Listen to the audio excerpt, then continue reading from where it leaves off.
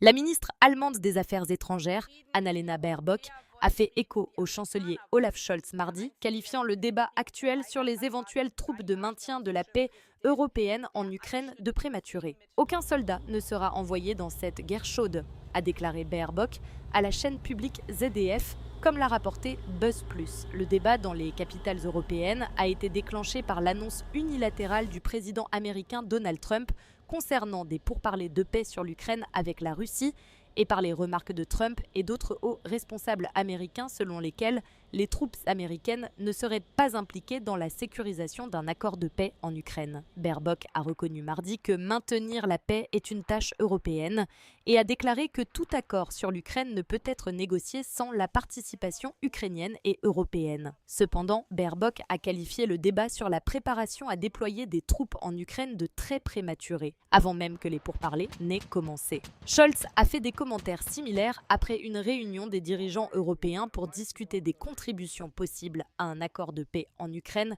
lundi à Paris, convoqué par le président français Emmanuel Macron.